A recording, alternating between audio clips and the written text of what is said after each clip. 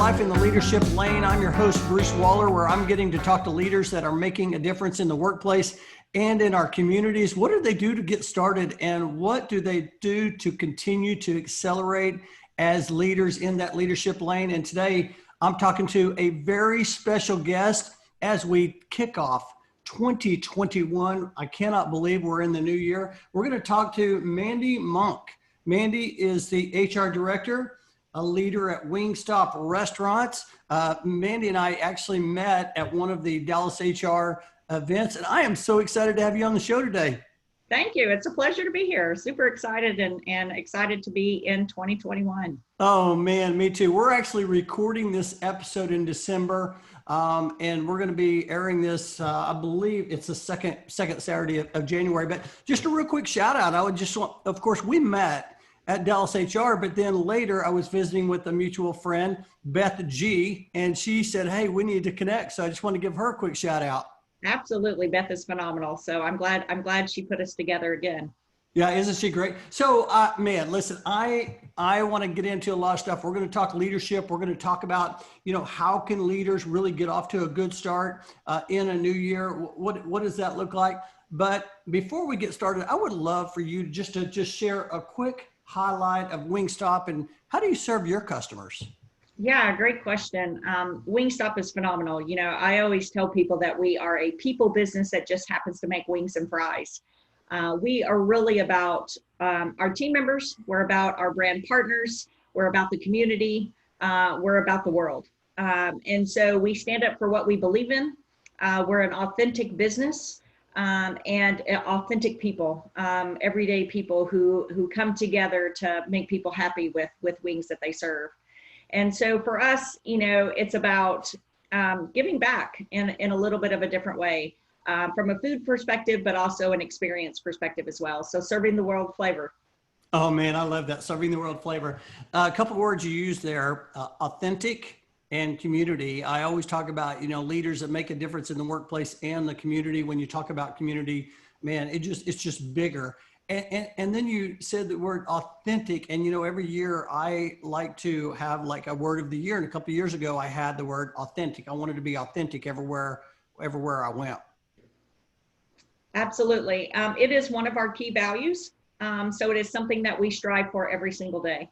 I love that. So authentic to us means we're going to be who we say we are. From a brand perspective, we're wings and fries, right? And you'll hear me continue to talk about that. We are not claiming to be about burgers. We're not claiming to be about pizza. We're not claiming to be about anything else. So you're not going to see a vast list from a menu perspective, but we try to stay true to who we are.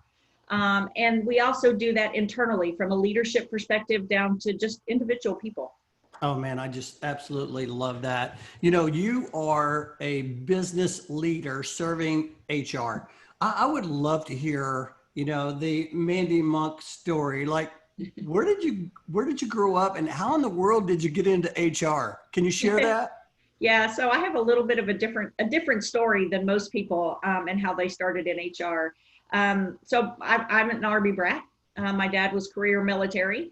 And so I traveled around quite a bit as a child, and then landed back in Texas in a small town that, he was a big part of. And so, he wasn't always in Texas, but his heart was in Texas. And so I was in a very small town, graduating high school class of 13. And so I tell people, hey, I was valedictorian, but I was like, okay, I'm a class of 13. So it's not quite as prestigious as some of the other schools, but it's still something, right? And so, everybody knew everybody. And so you had this level of, you had to be who you are because there was no hiding, right? And my dad had very strong work ethics from a military and career background perspective. And that started with me, very young. I actually started out in the IT world. And I was an IT leader. I was a CIO for an insurance company as well. And so interesting story. I did networking, I did programming, I did a variety of things, and how I got into HR is just very different. So I co-developed a customs claim paying system for a third-party insurance company here in the Dallas-Fort Worth area. And at the end of that 18-month development cycle, somebody had to train the people how to use the system. And so they were like, well, who better to do that than a person who helped develop it? So here I am sitting alongside these individuals who were on green screens, no mouse, multiple keyboards, moving to a newer style system with a mouse and a keyboard and not a green screen and dynamics and all that kind of stuff, training them how to do that. And while my help desk had always been very much about training and about knowledge and about helping people, so it wasn't just let me solve the issue for you, it was about knowledge building for them as well. I really said, I really like this. I really like this helping people aspect. And at the time, I didn't really want to have to carry around a beeper and all those crazy things back in the day. I'm dating myself. Beeper. What is a beeper? Yeah, we'll say I started when I was 5. So that I love makes it. it sound better. And so, yeah, so I was a risk taker in my career. And so I actually left the organization and decided to go into the training world. And so I went to CompUSA and I became a technical trainer for them. So a little bit of a natural shift, right? A little bit. And I got into that. And then within 6 months, I was promoted to National Director of Curriculum for the 160 training centers that CompUSA had at the time. I got into e-learning. I got into contract negotiations and learning management systems and all that kind of stuff. And yeah, I mean, it was an interesting way to shift into, doing customer service training, to doing, all types of training, not just technical training. And then CompUSA sold. And I decided to take another step and said, okay, I'm going to open my own business. And so that was where the business side came from. And so I had my own business for 8 years in IT solutions and in HR or training side of things. So I spent a lot of time in the legal industry, the finance industry, a little bit in healthcare. I did a lot of ethics training, fun things like that. But I spent 8 years doing that. And I thought, I really, really want to stay more on the training side, but technology kept following me. And so I said, okay, how am I going to do this? So I had a friend that called somebody that I'd worked with in the past, and she was like, hey, I have this opportunity. And I was like, I think I'm interested. And she was like, I haven't told you what it is yet. And I was like, well, it's working for you, so it's got to be great, right? So she was one of my mentors, one of the people that I really connected with through my life. In fact, she's still a mentor I see. In fact, I'm seeing her in just a couple of days to reconnect. She's somebody who keeps me grounded.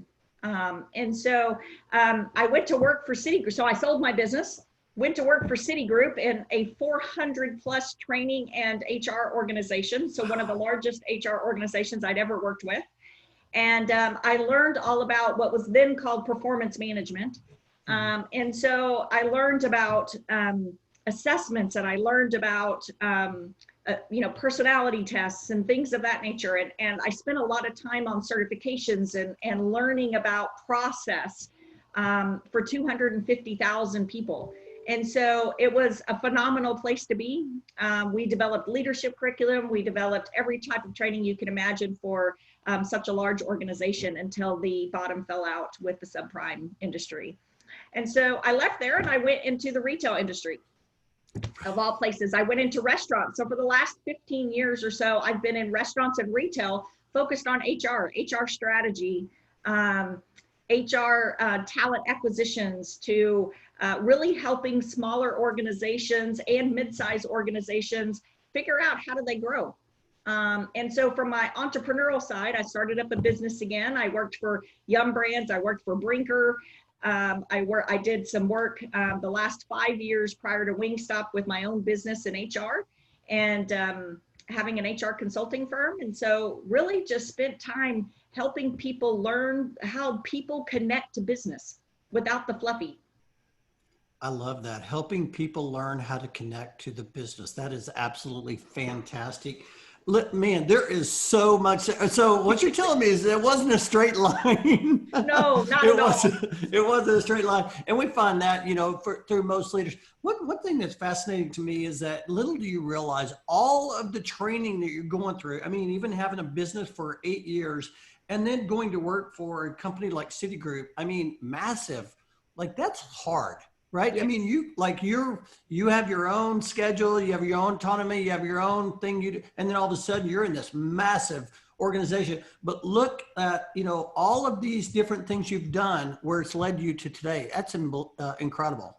Yeah, I have had lesson learned in every organization I've been a part of. And I would say that's the one thing you've got to keep in mind, right? Is every experience you have is a learning lesson. I'm a lifelong learner, and that's the important piece, right? Regardless of the outcome, regardless of what you experience, you have learned something in that process. That's fantastic. You talked about earlier, you had a mentor that called you and said, "Hey, I've got a job for you," and you're like, "Yeah, I'll take it," and you don't even know what it is yet. I love that story. But what I find is that, as we look back and we reflect on our careers, there's so many people that have helped us get along the way. I would love for you to share a couple things. Number one, some mentors that have been important in your life, and number two, do you mentor anyone? Yeah, great question.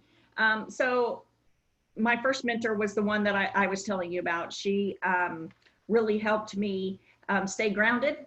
She's still somebody that I think is part of my personal board of directors, as I like to list them. I have more than one mentor because I think there's more than one thing that I need to improve on, right? And mentors help in a lot of different ways. And so she helps keep me grounded. She's like, okay, Mandy, another move, another change. Are you going to continue to take risks?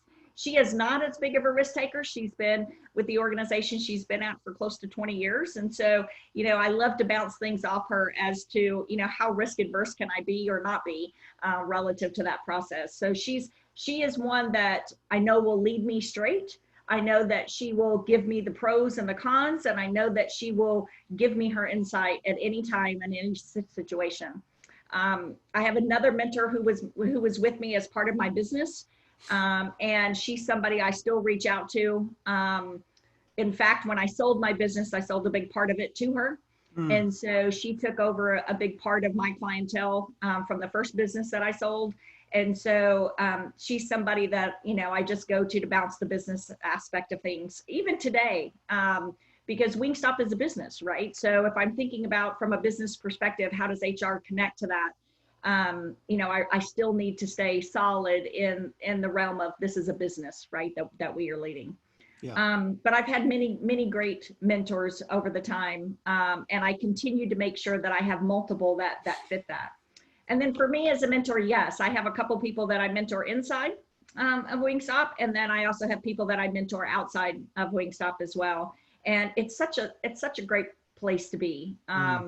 It's a way to give back, right? It's a way for me to stay fresh because I learn from them as well. It's a way for me to hear other insights. And it's a way for them to bounce ideas off of people that, they feel like they can get, just a different perspective. No, I love that. We met, I mentioned earlier to Dallas HR, and Dallas HR has a phenomenal mentorship program. And I was just, I share this with a lot of people that, when I was in college, I didn't even think about anything like this. Today you have these programs that are set up. So you have these, experienced HR leaders that are mentoring these college students. It just gives you a whole different perspective when it comes to mentoring. And, Jamie's son and I actually had a conversation about how mentoring, many times it's not necessarily formal, but it's informal, right? We get mentoring from podcasts, from authors all over the place, right? Absolutely. Yeah. Absolutely. It can happen in so many different ways. And sometimes it can be a surprise, right? What I love, like you said earlier, though, you said, I'm a lifelong learner. And I think that's one of the common threads that leaders that are really making impact, really making a difference, they all have that mindset of, hey, just like you mentioned, everywhere I went, everywhere I was at, I learned something. And I kind of feel that same way. Isn't that true?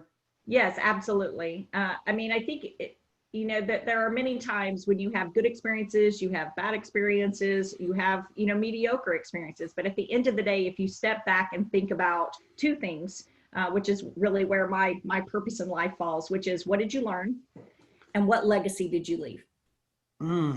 Those are the two things that really give me passion and give me say that again. I need to hear that one more time. Yeah, so for me, it's two things from a purpose in life as I think about leadership. One is, what did you learn in Mm, every experience? And the second one is what legacy did you leave? mm, And in fact, I had a conversation with my team just last week about a legacy. My team is, we do payroll, we do benefits, we do everything except the learning side. As I have a partner to share that experience with in this organization, and they're like, "But Mandy, everything we do is just about the day to day, right?" And I'm like, "But you still leave a legacy, right? You touch every person in the organization. You make sure that they have money to be able to put food on the table." You are, you're doing payroll, you're doing benefits. What if somebody got sick, right? So everything that you do, you are touching every individual, every person.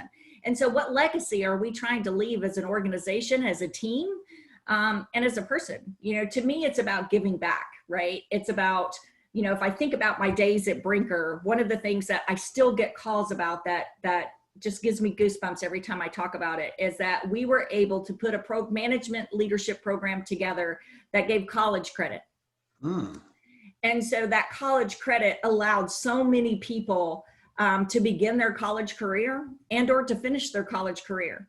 And so I still get calls today saying, "Hey, Mandy, do you remember me? I was so-and-so at whatever restaurant in whatever town. And because of you and the program that you guys put together, I was able to get my college degree and I finally got my certificate and here's a picture of it." And that is like, wow, who'd have thought, right? You can just go into your day and say, "I'm just going to develop training," right? Or you can look at it and say, you are helping others and you are creating a legacy for other people. And that's what brings me passion. And that's what I look at every single day in every place that I go, is what legacy do we bring? Golly, I love this. I'm getting chills you talking about this. A couple things. Number one, I'm curious, you mentioned you have this purpose, right? And I know that many times a lot of people, they don't quite know what their purpose was. When did you decide this is my purpose, or write that down? Or what was that? When was that in your career? Yeah, and You remember? that's great. I've thought about this a lot, and as I've reflected back on what kind of conversation were we going to have today, and I don't know if I was really that forethoughtful of actually saying this is what I'm going to bring every day. I think it just happened, right? I think it, if I think about the time that I spent at Yum Brands, if I think about the time that I've spent at so many places, I still have people contact me. My friends and some of my mentors say, "You've got a great networking. People just know, who to contact, who to reach out." And I was like, yeah, but how did I do that? Because I'm not really a natural networker. That's not my normal thing. And so I think as I've begun to reflect, and I would say this probably hit me more so with the Brinker situation and with my Yum Brands time, Mm-hmm. and some of the programs that I put together there, that I was like, wow, I'm really leaving something with people. Mm. And so for me, it was, it wasn't like, it just happened over a period of time. I think for me, it was kind of like, oh, the light bulb just went off. And it was one of those situations where it was like, oh my gosh, like I need to be, yes, I'm learning in every situation, but I'm also giving back to people. So this isn't just about me. It's about a much bigger, broader place. It's about the world. It's about humanity. It's about people. And so for me, it was kind of that light bulb went off, and it was like, wow, this is why I do this. This is why I'm passionate. And so, yeah, I can't say that there was a specific moment, but I think it just kind of happened. Yeah, I call that finding your lane. And people like everybody has this different story, and I like to tell the story about. It was kind of that way for me too, although intentionally. So I started with my career. I was in 10 years of operations management, and then I decided, I want to pivot over here to the sales and marketing side. I just feel like I need that piece under my belt, and so I decided, hey, I'm going to pivot over here but whenever I got there, I said to myself, I don't want to be a salesperson. I want to be someone who can really help people and add value. And we'll see where it takes me. And I remember helping a friend of mine, his banker called me, and his mom was moving, and she was in assisted living. She needed to move a couple of boxes. It was very small. but it was so important to him. And I remember when I said, hey, don't worry about it, I got it taken care of. I remember the release of the stress. He was no longer worried. And I was thinking to myself, okay, this is my purpose. I can really help people. And then when you talk about, hey, the light bulb went off, for me, it was about when people would say, Bruce, you're such an encourager. You help people and all that. I was like, the more people that kind of fed that to me, the more I thought, Sure. this is my purpose. Absolutely. Isn't that so cool? And I think it was people's stories to me, right? Them coming to me and sharing their story and then telling me that I was a part of that. And I'm like, okay, wow, that's awesome. Right. So I totally get you and definitely feel the same. So found my leadership lane. I'm going to have to coin that phrase. I'm going to have to use that some. Oh man, you can do it. I love that all the way. So, hey, let's talk leadership. And by the way, I had one more thing I wrote down while you were talking, and I don't want to miss this. Okay. You said you had a personal board of directors, Mm-hmm. and I've heard Tony Bridwell talk. I've heard many people talk about that. Tony Bridwell in his books has that written in his books about the importance of personal board of directors. Can you just lightly touch on that? How many do you have on your personal board of directors, and do y'all meet monthly, quarterly, or is it just informally, or what's that look like? Yeah, great question. It's really about your mentors, right? So my personal board of directors consists of 5 people. And so it varies throughout my life and throughout my career. And so my personal board of directors are those that really help me through my career and my life and really focus on the things that I want to do next and where do I want to go and help me through certain situations. There's no real limit, except to say it should be more than one. Otherwise it's a really small board. So the thought is this really, so for me, as I mentioned, I have somebody who is focused on making me stay grounded. So I've got that person. I've got somebody who helps me from a business perspective. So I've got that person. I have somebody inside of Wingstop who's my mentor, who's helping me navigate the way in, and really understanding the Wingstop way and making sure that I stay focused on the right aspects there. And I have one from a personal perspective who really helps me from just, how does my career tie to my life, and am I still getting all the things I need? I know we're going to talk about volunteering in a minute, and that person helps me from that. And then I have one person who's just kind of an overall. We don't always all get together. I would say it's kind of now in the course of my life, it's more of a, hey, I want to reach out. It's more informal. Hey, I'm going to reach out when I have a need. And so it's less about the formality and more about, hey, this is happening in my life. Let's chat. Right. And, I think we serve each other well, on both sides of things. I help them, they help me.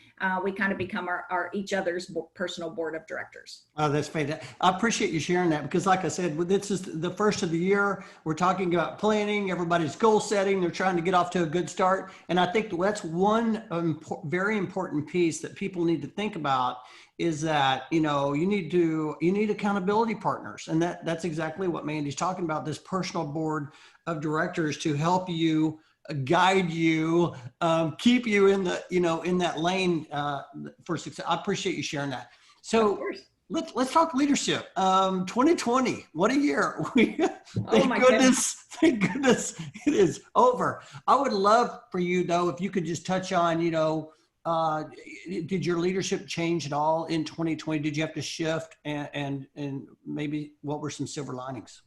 Yeah, great question. I would say I never thought I would ever have to create a pandemic policy or a major crisis policy. Who'd have thought, right? In the HR world. So that was definitely different. I think my shift in leadership became much more from an individual perspective, and really looking at how do I make sure that the well-being of our organization, of our teams, of our people individually is well cared for.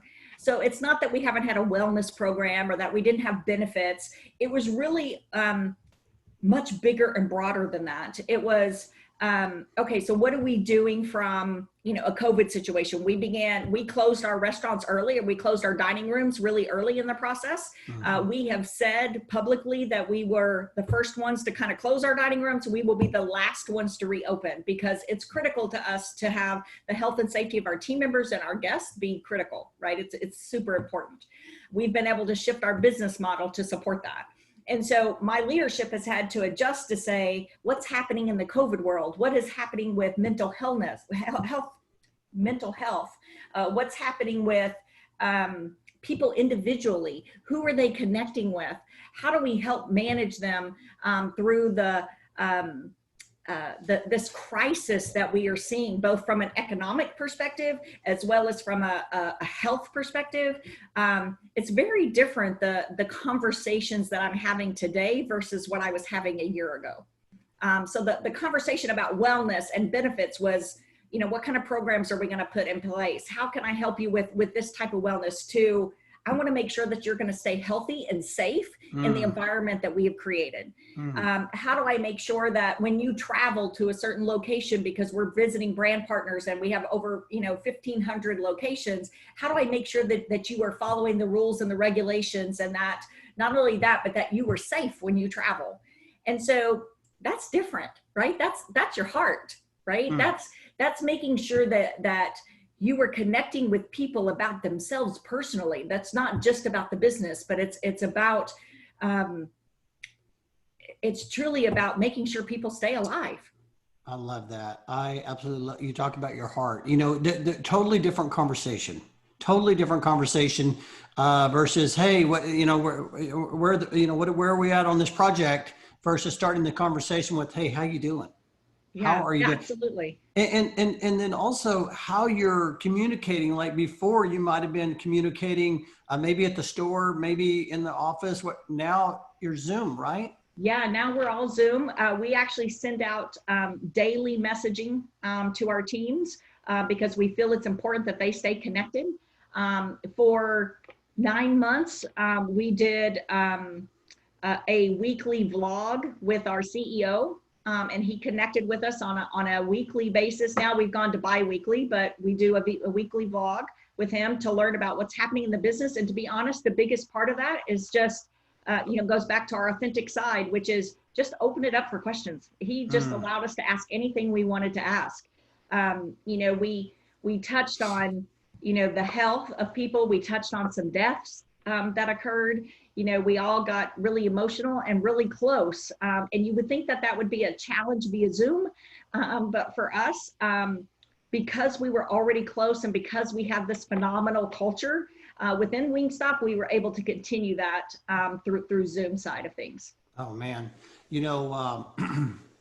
I heard John Maxwell say, leaders stand up and stand out in crisis. And Yes. when you get your CEO on vlogs, on a weekly, bi-weekly basis, that's huge. So our CEO did the same thing. All of a sudden, he's sending out these messages, trying to just like staying connected. Not only to us, we also have over 400 independent contractor, we call them van operators or drivers, that he was, same thing, a different message, but connecting with them as well every week. And I think that, when you are around those types of organizations, those organizational leaders, that's what produces that culture, right? Sure. Yeah, Absolutely. That's fantastic. I would tell you the probably the most impactful thing that happened for us in 2020, at least from my perspective, that really touched so many emotions, was the social injustice side. Mm-hmm. And not to make this about that, but Sure. I just want to share with you about how strong our culture is, and how important that is to every organization. So when the whole Rodney deal came about and we had the social injustice, our CEO in his weekly vlog said, we are not going to stand for this. We are going to be a company that stands up and says, no, social injustice is not right. And he goes, and I don't mean just by money, although we will happily donate. We created a task force. We started joining various groups, but he stood up and said, no, that's not who we are. We are not being authentic. If we're going to say as an organization, we're just going to let that hide behind a wall. No, we're going to stand up and say this is part of this. I cannot tell you how many tears, how many goosebumps, how emotional that vlog was. And from that, we still have a task force today. We are doing so many things. He is lobbying for us. He's, joining various groups to help connect with that. Yes, we are donating to help support that. We are saying that no matter the social injustice, this isn't just about black and white and about race and whatever. This is about just true injustice from a social perspective. And, now we even do a bi-weekly vlog that's called Speak Your Flavor. That's not about work. That's just, hey, we want to give people an opportunity to talk about anything. And so Speak Your Flavor just means that, hey, we can talk about when did you experience some kind of injustice in your world? We have different topics that come up. It's kind of like the elephant in the room, right? So every 2 weeks we bring up the elephant in the room and we say, let's talk about it. And it's not a requirement.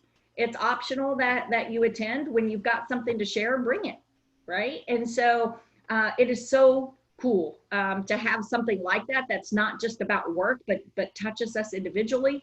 And I'm telling you, we couldn't do that without the culture that we have and the leadership that we have in place.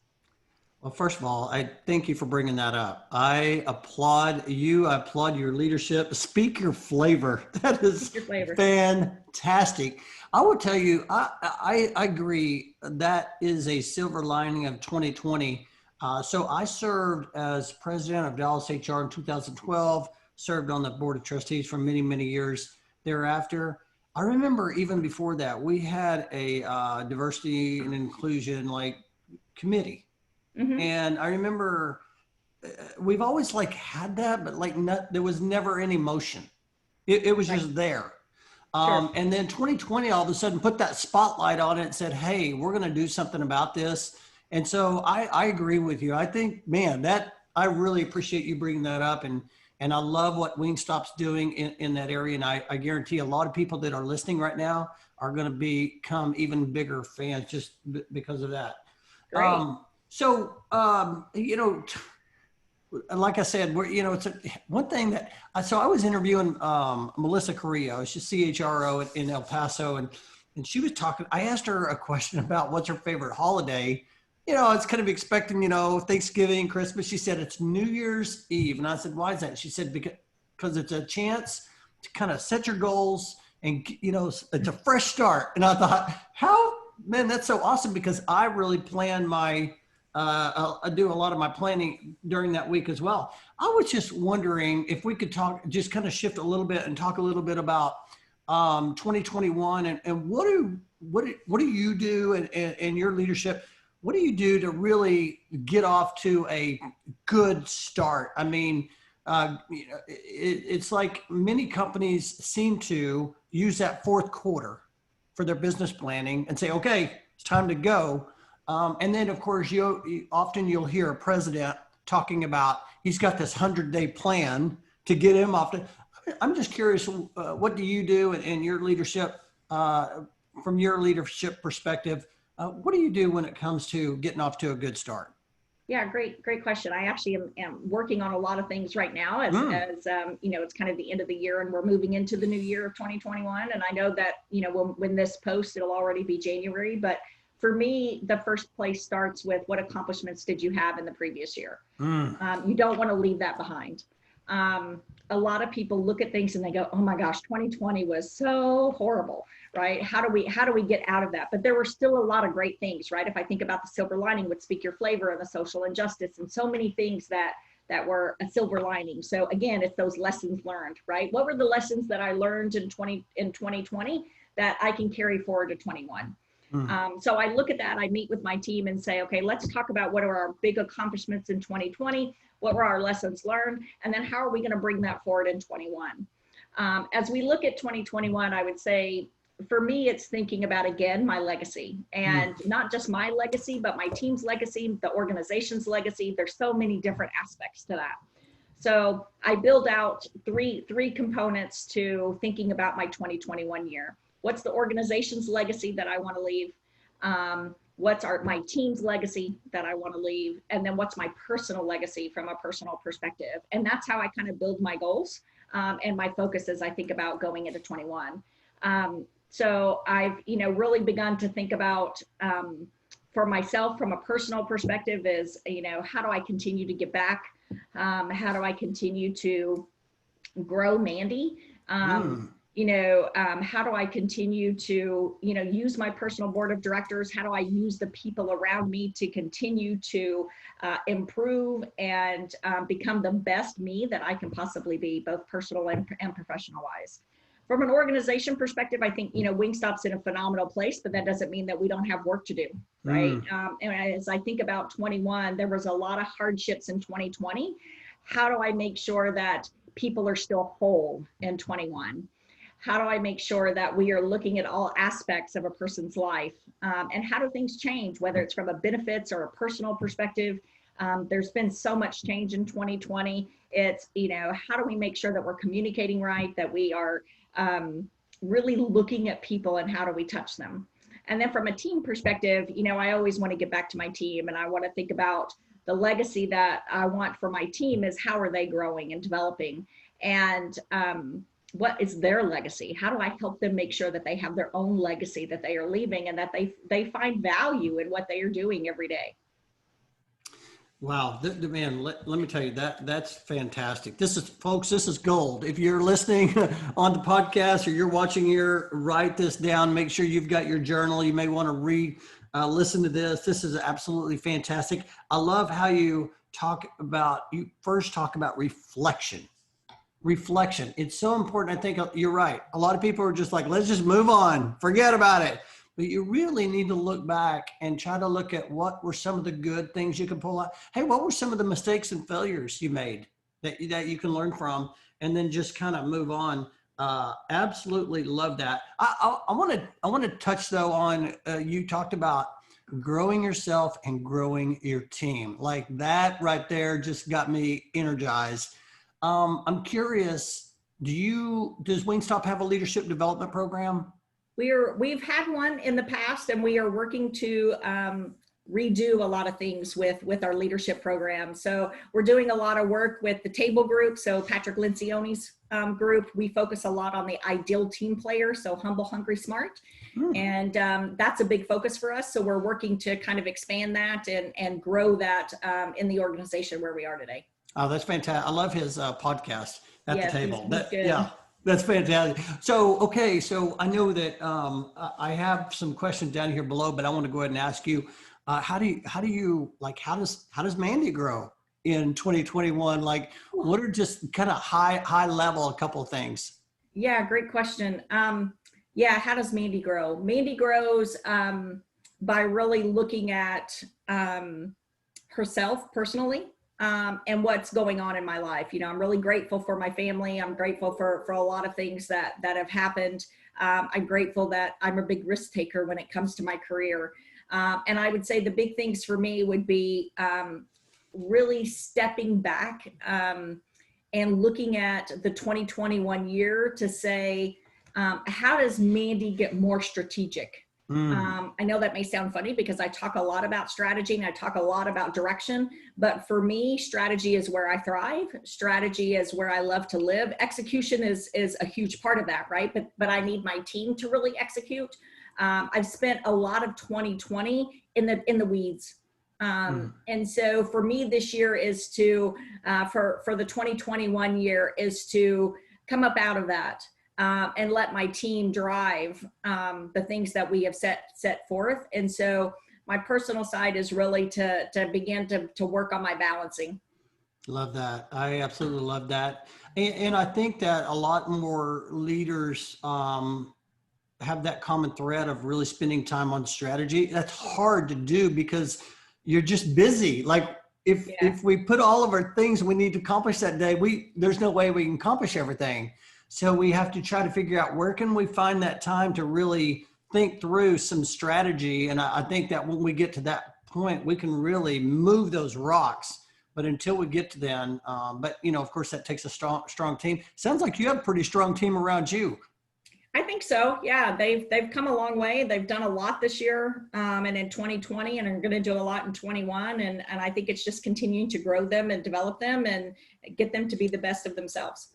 So one of the questions I like to ask around leadership development is I've heard in the past, this myth around, hey, we don't really have a leadership development program. And, So for people that would say, hey, Mandy, we don't really have that. How are some different, what are some different strategies that you would recommend or share with someone that you knew on how they might skill up in their own position?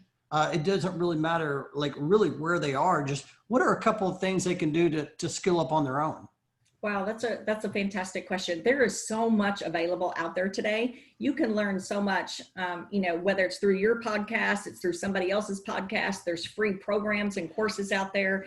I would say just ask, right? Just ask people, ask your network as to, what can you do about X? But I think that goes back to making sure you know what your goals are, and that you know what direction you want to go. And so if you want to grow in a particular area, I think you've got to use every resource you have, whether that's people, whether it's your family, whether it's your work side, whether it's online and finding resources. There are tons of things that are available. There's books. There's all types of things in different ways that we learn. And you've got to use all of your resources to make sure that that happens. Okay, 2 words, just ask. That's fantastic.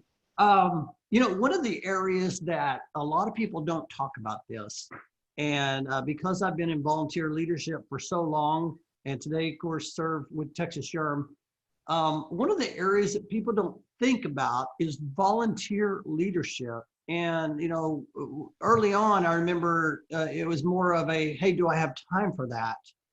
And then years later, after seeing my growth, I'm like, the investment is just incredible. I know you also do some volunteering. As a matter of fact, I was looking on your LinkedIn and I mentioned to you, you volunteer for organization. Is it CASA, C-A-S-A? Yes. Can you talk a little bit about what that organization is all about and why you think it's important to volunteer? Sure. So CASA is Child Advocates. So we are special appointed advocates. We support children who have been removed from their homes and are in critical situations. So they have been removed by CPS for one reason or another. And so our role as CASA is to be that child advocate. We appear at court for them. We visit them in whatever location they are in. We share with them and learn experiences to ensure that they can get the best life possible through whatever that may be, whether it's fostering or living with another family member or being reunited with their current parents and or family member that they happen to be connected with. For me, I've been volunteering for many years and doing lots of different things. I mean, Yum and Brinker are huge from a volunteer perspective, as is Wingstop as well. And I always went in very much like you had said, right? It's about time. And do I have time to do this? And, I put a lot of things together and said, okay, everybody go. And then I would be like, oh, not me. Right. or, hey, I get to go for the 1 hour. And then that's the good thing. But, CASA really touched my soul. And I think I was really looking for something that touched my soul and would only, with volunteering leadership, you not only get and you receive things, but you're giving in return. And it's pretty important. It gives me goosebumps. It's a hard place to be because you want to adopt every one of the kids that come out of there, at least for me. But some experiences that I've had in there that I would tell you, touched my soul. One of the cases that I had was a little 7-year-old girl.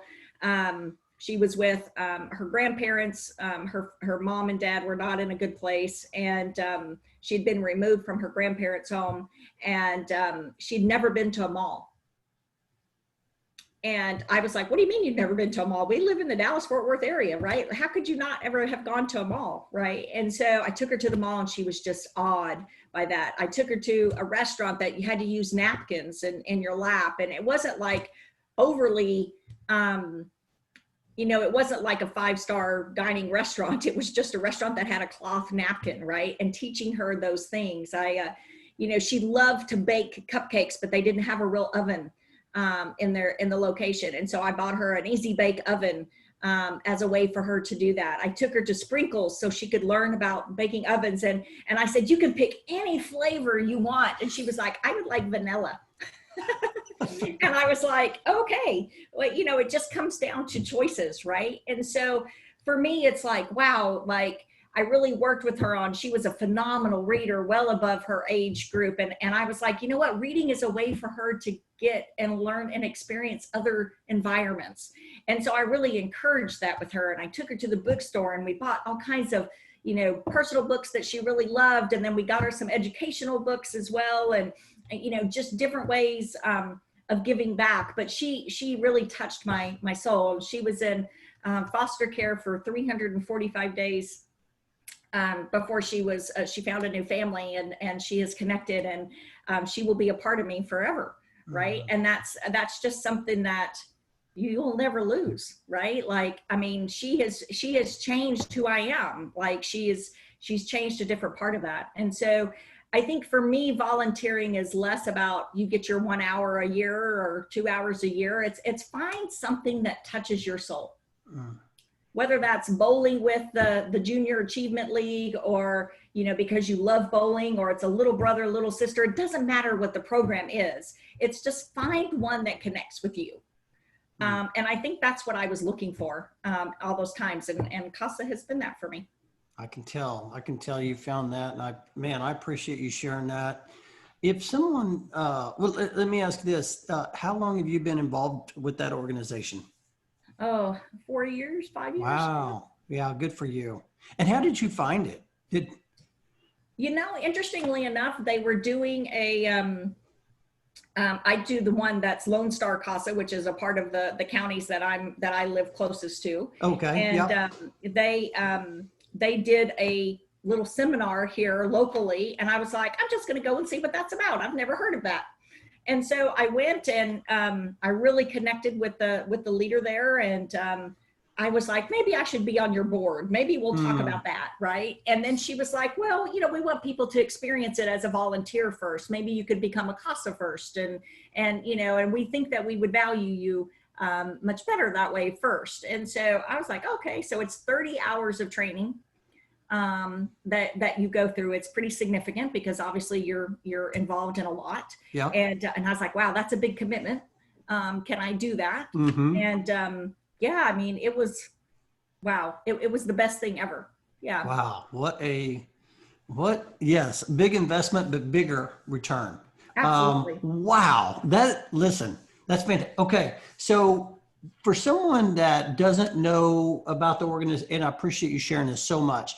If somebody wanted to learn a little bit more about that organization, how would they get in touch? Is there a website? Yeah, there's multiple websites. So there's casa.org. There is lonestarcasa.org. That's my county's. But there's, you know, a Collin County version. There's a Dallas version. Like I said, there's Lone Star, which is Rockwall, Kaufman, Forney. What else is there? Rockwall, Kaufman, and there's one more county in there. I can't think of it at the moment. But there's multiple versions. If you just go to casa.org, it'll tell you all about the organization. And you can, you know, choose your level of involvement. And how much you want to get involved in that. They do a lot of fundraising as well, obviously, and you'd be surprised by the number of cases they have a year and the number of families that are, you know, that have had somebody removed from their home. So. That's fantastic. I really, really appreciate you sharing that. I will make sure that those websites are in the show notes so people could just click onto those links and find out more information on how they might be able to learn a little bit more about the organization and possibly even get involved as part of their plan for 2021 as we talk about how to get off to a great start. And I think volunteer leadership is just one of those ways that you can grow, and it costs you just your time. But I love what you said though. Mandy, you said, basically find something that that touches your heart, right? That energizes you. I always like to ask the question, and I'm going to go ahead and ask you now, what energizes you? I think giving back in a variety of ways, right? It's developing people. It's about finding that legacy. It's about being passionate about people just in general. That's what energizes me and gets me up every day. And just, you know, finding that new thing, right? That can have an impact on somebody. Well, you're energizing me. I'm going to tell you that right now. This is absolutely fantastic. And the reason why is because you have so like I can like feel through. I mean, we're talking through a Zoom screen. And I can feel your energy, and it's awesome. So we talk about leading our teams, and you talk about your organization, talk about your teams. Let's talk just for a second about leading, Mandy. And when one of the things I do is I like to talk about I like to try to pull something out from my guests on maybe a discipline or a leadership practice that you might have in your daily routine. I was just curious if you could just share, what does the day in the life of Mandy Monk look like? Is there something you do every day that keeps you on track? Oh, goodness, that's a great question. I would tell you 2020 has been a hard year, so I'm hoping 21 is going to be a little bit different as we think about that. I would say for me, it's reflecting. So I do something that I learned at Yum Brands, which is called detox, a mental detox. So at the end of every day, because our days can be so crazy, at the end of every day, I say, what did I accomplish today? Regardless of whether it was on my to-do list or not, what did I accomplish? And what is my tasks for tomorrow? And then I reevaluate that the next morning. And so I feel like that gives me a bit of reflection. It gives me a bit of purpose, and it lets me shed whatever may have happened during that day, to be able to start the next day solid. And so, as you know, things happen, right? Mm-hmm. And we never get everything off of our to-do list, and we never always get to check off things, but that doesn't mean that we didn't accomplish something. Yeah. And so it's important to, as we are people, we're, instant gratification kind of people, right? And so if you want that instant gratification, and I've shared this with so many people, for me, that was one tool that I took away from outside of the box. We called it ABR, which was Achieving Breakthrough Results at Yum Brands. And it was the one tool that I took away that I still use today. There are more tools that I use as well. I think there was 150 tools in that particular program. But that one, as well as Pose the Impossible, but that particular tool was one that I use and I share with other people, because it really allows you to step back and say, I really did do something today. Yes, it wasn't about my to-do list, but I accomplished a lot. And this is how I'm going to move forward with the next day. Right. And then if you continue to do that, it allows me at night to step away from the work and really have my family time and have my me time. If I didn't, I'd be thinking about, oh, I didn't do that, or, oh, this was next on the list. And so that allows me to say, yep, I accomplished all these things. I feel great about that. And here's what I'm going to do tomorrow. And so I can easily step away from my desk or my office or what have you, and feel like tomorrow's another day. Oh man, people, you need to write this down. Mental detox and ABR, Achieving Breakthrough Results. This is absolutely incredible. And you're right on. I try to do the same thing. I didn't frame it like that, but I may be using those terms. That's one of the things I've really enjoyed about the podcast is I learned so much. It seems to me like there's so many different ways of having success. You have to find what works for you, right? Find your lane, right? And so for you, this is what works for you. And absolutely. I love that. Oh man, this is so good. Oh, now you've given some great advice today.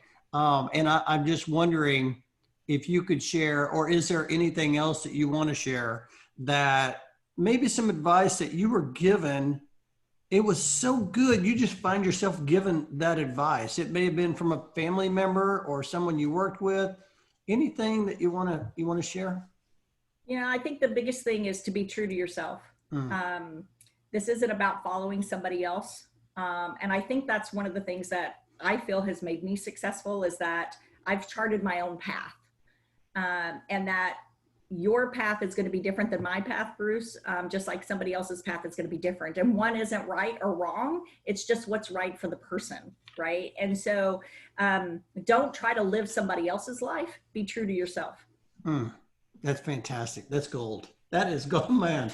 That is fantastic. Oh, I always share with guests that the time will just fly by. And again, once again, it has. I've just loved the conversation, but I want to shift over into it's time to accelerate as we accelerate towards the end of the podcast. I love to ask the question: do you enjoy reading a book or listening to a podcast more? Oh, probably reading a book more. Podcasts in the car. I do podcasts in the car, or I find opportunities to do podcasts when I am multitasking. But I'm a huge book reader, and so yeah, I would say both, but a book is tends to be more my path. I would. Okay, so I didn't tee you up on this, but I'm just curious. Any books that stood out in 2020, or any books you plan on reading in 2021? Oh, I don't have any slated for 20. I take that back. The one I'm slated for 2021 was Matthew McConaughey's newest book. Green Lights. And he, yes. And he Catching also Green has Lights. audio. Yes. He has an audio version that I've heard is phenomenal. So I normally don't do audio versions of books, but I think I'm gonna try to do that one. Oh man, I love his voice anyway, so that'll be helpful. Me too. Oh man, I'm glad you mentioned that, because I'm going to put that down on my list, because I would love that. I don't normally do I do one Audible a month, I think, but that would be one I'd want on Audible. Yeah, yeah, I've heard it's really good. For 2020, I would say I focused a lot on Brene Brown. She's had a lot of really good messages. She's got a lot of really good one-liners, really good, simple messages. So I've read her books multiple times this year. And I think they've helped me both personally as well as professionally. And I hear a lot of people connect with her. Hers are easy reads, very similar to Patrick Lencioni's. And those are the kind of books that I connect with. Yeah. Yeah. That's fantastic. You know, we talked about a lot of the silver lining. We've talked a lot about some things you're doing to get off to that great start. What are you grateful for? I'm grateful for my family. You know, I had a big loss about 3 years ago, and it really changed my life. And, you know, as I stand back and I look at my kids and I look at my mom, and, you know, she's 75 this year, and she lives close by me on my property. And, you know, I think about how she connects with them and how we all connect together. And, you know, how do we just get by day to day in this crazy world that we are living in right now? I just think about, wow, I'm really grateful to have a family that I can connect with, that I can talk to, that I can be myself in. I love that. Oh my gosh, that's fantastic.